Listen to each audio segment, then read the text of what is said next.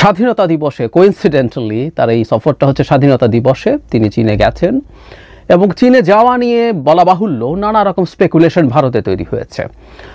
এটা নিয়ে কথা বলবো, তার চীনে যাওয়ার তাৎপর্য বা আমরা আসলে কী অর্জন করতে পারি এই বৈঠক থেকে, সফর থেকে, সেটা নিয়ে কথা বলবো। কিন্তু তার আগে একটা জিনিস একটু কথা বলে নেওয়া দরকার যে ভারতের সাথে শীর্ষ পর্যায়ের বৈঠক, মানে স্পেসিফিকলি বললে জনাব মোদির সাথে ডক্টর ইউনূসের বৈঠক নিয়ে অনেক আলাপ চলছে। এর মধ্যে খুব সহসাই তারা দুজন একই সম্মেলনে যাচ্ছেন, বিমস্টেক সম্মেলন। এটা এপ্রিলের শুরুতে হবে ব্যাংককে, থাইল্যান্ডে। আমাদের প্রধান উপদেষ্টা চীন থেকে দেশে আসবেন, এসে উনি ওখানে আবার যাবেন এবং সেখানে গিয়ে তিনি জনাব মোদির সাথে একটা সাইড লাইনে দ্বিপাক্ষিক বৈঠক চেয়েছিলেন। সেটাও প্রত্যাখ্যাত হয়েছে বলে ভারতের বরাতে আমরা জানি, আমাদের দিক থেকে এখন এটা স্বীকার করা হয়নি। একটা প্রশ্ন আসতে পারে, এই প্রশ্নটা নিয়ে আসলে কথা বলতে চাই। সেটা হচ্ছে বারবার এই কারণে বলছি, অন্তত আরেকবার আমাদের প্রধান উপদেষ্টার দিক থেকে একটা মাল্টিল্যাটারাল সম্মেলনে জনাব মোদির সাথে বাইল্যাটারাল মিটিং চাওয়া হয়েছিল সাইডলাইনে। সেটা হচ্ছে জাতিসংঘের সাধারণ পরিষদের যে বৈঠক, যেখানে জনাব বাইডেনের সাথে সাইডলাইন বৈঠক হয়েছিল, সেখানে মোদির সাথেও বৈঠক চাওয়া হয়েছিল বাংলাদেশের দিক থেকে, কিন্তু মোদি সেটাকে এড়িয়েছেন, তার সফরসূচিকে অ্যাকোমোডেট করতে পারছেন না এটা অজুহাত দেখিয়ে। আসলে তিনি দেখা করতে চাইলে সে সময় হতো, তিনি চাননি, তিনি সেটা ডেলিবারেটলি অ্যাভয়েড করেছেন, আবারও করলেন। বিমস্টেকেও দেখা হচ্ছে না, এরকম বলা যায়। এর মধ্যে আরেকটা নিউজ আমাদের সামনে আসলো, ভারতের দ্য হিন্দু।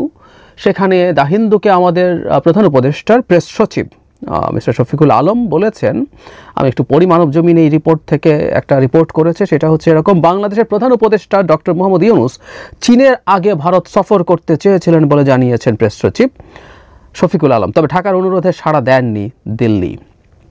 তিনি বলেন, বাংলাদেশের অন্তর্বর্তী সরকারের প্রধান উপদেষ্টা চীন সফরের আগে ভারত সফর করতে চেয়েছিলেন, ভারত পক্ষ কোনো ইতিবাচক সাড়া দেননি। ডক্টর ইউনূস ভারতের সঙ্গে উষ্ণ দ্বিপাক্ষিক সম্পর্ক চান উল্লেখ করে শফিকুল আলম বলেন, আমরা আসলে আমাদের আগ্রহ দেখিয়েছি এবং আমরা গত বছরের ডিসেম্বরের প্রথম দিকেই ভারতীয় পক্ষকে প্রধান উপদেষ্টার ভারত সফরের জন্য ভারতকে অনুরোধ করেছি। চীন সফর চূড়ান্ত হওয়ার কয়েক সপ্তাহ আগে দিল্লিকে এ বিষয়ে অবহিত করা হয়, দুর্ভাগ্যবশত এতে কোনো ইতিবাচক সাড়া মেলেনি। আমরা তাহলে বুঝতে পারছি ঘটনাটা কি ঘটেছে।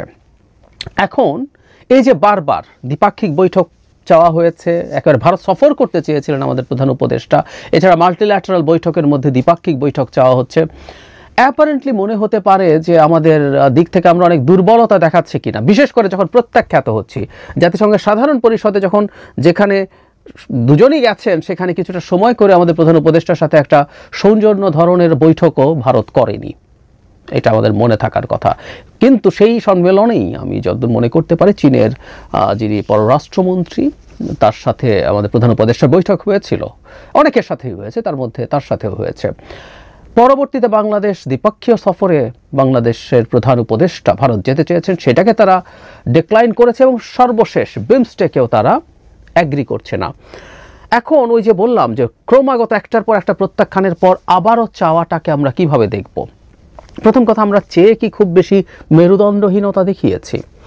আমি একটা কথা প্রায় বলি, সেটা হচ্ছে আমরা যারা ক্ষমতায় নেই, দায়িত্বে নেই, যারা বাইরে আছি, তারা অনেক কিছু বলতে পারি, পারলে ভারতের সাথে যুদ্ধ লাগিয়ে দিতেও আমরা অনেকে প্রস্তুত, আমরা যুদ্ধে নেমে যাব, ভারতের সেভেন সিস্টার্সকে আলাদা করে দিতে হবে, এই নানান আলাপ টালাপ আমাদের দেশে বিভিন্ন পরিস্থিতিতে লোকজন করছেন। কিন্তু কেউ যখন ক্ষমতায় থাকেন তাকে অনেক কিছু হিসাব করতে হয়। ভারতের সাথে আমাদের প্রচুর এনগেজমেন্ট ছিল, আছে এবং থাকবে। অন্তত আমরা দুজনের প্রতিবেশী, যেটা আমরা কেউ পাল্টাতে পারি না। সো এখানে জিওপলিটিক্যাল গুরুত্বপূর্ণ হিসাব আছে, এখানে ইন্টারন্যাশনাল পলিটিক্সের নানান ইকুয়েশনস আছে, সব কিছুকে একত্রে রেখে ভারতের সাথে এনগেজমেন্ট ইজ ইম্পর্ট্যান্ট, তবে সেটা সমমর্যাদার ভিত্তিতে। খেয়াল করি আমরা ডক্টর ইউনূসের মতো মানুষ, যিনি ভারতের সাথে শত্রুতা করছেন বলবো না, কিন্তু ভারতের সাথে তিনি মাথা উঁচু করে, মেরুদণ্ড সোজা করে, শক্ত করে ভারতের চোখে চোখ রেখে কথা বলছেন, সেই ডক্টর ইউনূসও কিন্তু এই ধরনের একটা বৈঠক চেয়েছেন দ্বিপাক্ষিক। কারণ দুই পক্ষেরই উচিত তাদের দিক থেকে উত্তেজনা কমিয়ে আনা, ডিএসকালেট করা বলি আমরা যেটাকে, টেনশনের। কিন্তু সেটা ভারত করতে চাইছে না। এই বার্তা আসলে এখন অন্তত 3 বারের পর এটা খুব পরিষ্কার। সো ডক্টর ইউনূসের জায়গা থেকে তিনি আসলে এই চাওয়াগুলোর মাধ্যমে এটা প্রমাণ করতে পারলেন যে তার দিক থেকে অন্তত দ্বিপাক্ষিক সম্পর্ককে উন্নত করার চেষ্টা ছিল, মানে যখন মানে কখনো যাতে এই অভিযোগ না আসে আমাদের উপরে যে আমরাই তাদের সাথে অনেক বেশি শত্রুতা করেছি, মানে ভারত আমাদের সাথে শত্রুতা করেছে, সব কিছু আসলে ভারতেরই চাওয়া উচিত ছিল যে একটা দ্বিপাক্ষিক বৈঠক হোক, কিন্তু সেটা না চেয়ে রাদার আমরা চাইলাম, সেখানেও শত্রুতা করে তারা এই ধরনের প্রত্যাখ্যান দেখিয়েছে। ভারতের মিডিয়াতেও যখন এই নিউজ গেল, দ্য হিন্দুতে জনগণও জানলো যে আমাদের দিক থেকে আমরা চেষ্টা করেছি এই টেনশনটা কমিয়ে আনার জন্য, কিন্তু সেটা ভারত অ্যাগ্রি করেনি। সো এই বিবেচনায় কয়েকবার চাওয়া, এটা নিয়ে 3 বার অন্তত হলো, এই চাওয়াটাকে আমি আসলে ভুল বলে মনে করি না। কেউ কেউ বলতে পারেন যে আমরা ভারতের সামনে অনেক বেশি নতজানু হয়ে পড়লাম কিনা। তবে আমি একটা জিনিস মনে করি, সর্বশেষ বিমস্টেকে যে সাইডলাইনে দ্বিপাক্ষিক বৈঠক চাওয়া হয়েছে, সেটা ডিক্লাইন করার পর থেকে আসলে বাংলাদেশের দিক থেকে আর একবারও মোদির সাথে ডক্টর ইউনূসের বৈঠক চাওয়া উচিত না, কোনোভাবেই না। দ্বিপাক্ষীয় বৈঠক তো বটেই, কোনো মাল্টিল্যাটারাল কোনো সম্মেলনে যদি তারা দুজনই যান, সেখানেও চাওয়া উচিত না। এবার ভারতের পালা, ভারতকে চাইতে হবে শীর্ষ কোনো বৈঠক আমাদের প্রধান উপদেষ্টার সাথে হবে কিনা। আমি ধারণা করি ভারত এটা আসলে চাইবে না, করবে না, কারণ তারা সিদ্ধান্ত নিয়েছে তারা এই সরকারকে তীব্রতম চাপে রাখবে। 2 শীর্ষ নেতা যদি বসেন, সেটা চাপটাকে, স্ট্রেসটাকে অনেকটাই রিলিজ করে দেয়।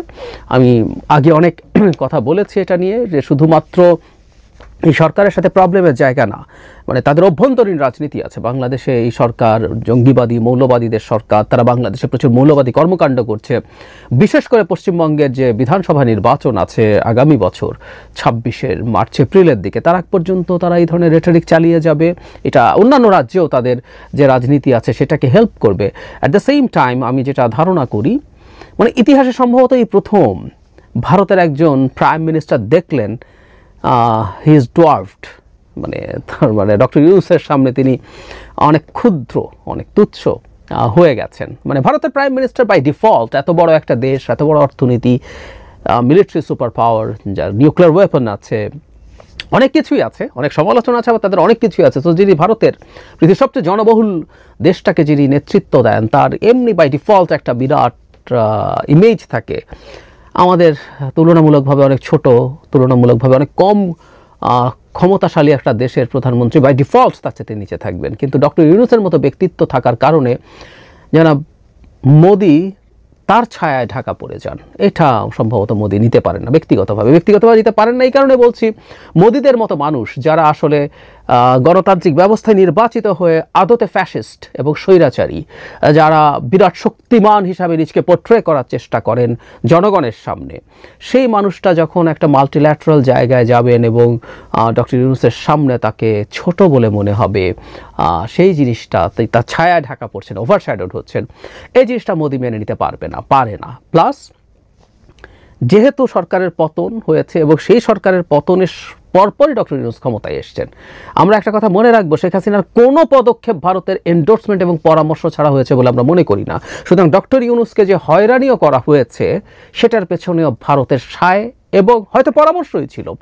সুতরাং তাদের সাথে ব্যক্তিগত, ডক্টর ইউনূসের প্রতি তাদের ব্যক্তিগত ক্রোধ, ঘৃণাও থাকার সম্ভাবনা আছে, কারণ তারা যেভাবে ডক্টর ইউনূসের সরকারকে সমস্যায় ফেলার চেষ্টা করছেন ভায়া ডিসইনফরমেশন, মানে আমি শুধুমাত্র ভারতের মিডিয়ার কথা বলছি না, তাদের সরকারের দিক থেকেও তারা যে আচরণগুলো করছে।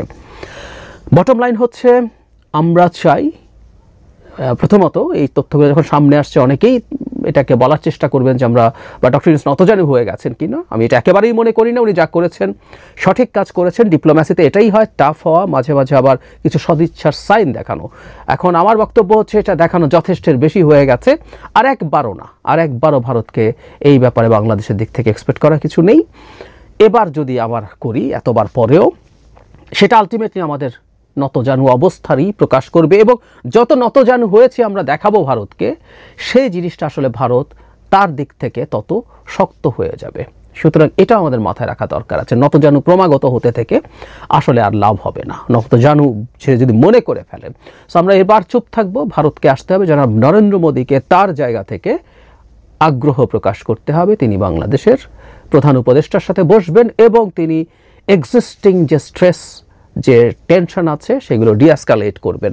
2 দেশেরই সংকট হচ্ছে, এবং বিশেষ করে ভারতের দিক থেকে তাদের নিজের নাক কেটে পরে যাত্রাভঙ্গ করা এক ধরনের কাজ আমরা অর্থনৈতিক ক্ষেত্রে দেখতে পাচ্ছি। এছাড়া সিকিউরিটি ইস্যু তো আছেই। এই যে চীনে যাচ্ছেন, চীনে যাওয়াটা ইন এনি কনসিডারেশন ভারতের জন্য একটা স্ট্রেসের জায়গা, কারণ চীন চাইবে এই সময়ে বাংলাদেশের সাথে সম্পর্ক অনেক বেশি, প্রয়োজনের চাইতেও বেশি ডেভেলপ করতে। পাকিস্তান সেই চেষ্টা করছে। এখন ভারত যদি মনে করে সেই ব্যাপারগুলো নিয়ে বাংলাদেশের সাথে কথা বলবে, তাহলে সম্পর্কটাকে ডিএসকালেট করতে হবে, টেনশনটাকে সম্পর্কটাকে নর্মাল জায়গায় এনে তারপর আলাপ করতে হবে। এবার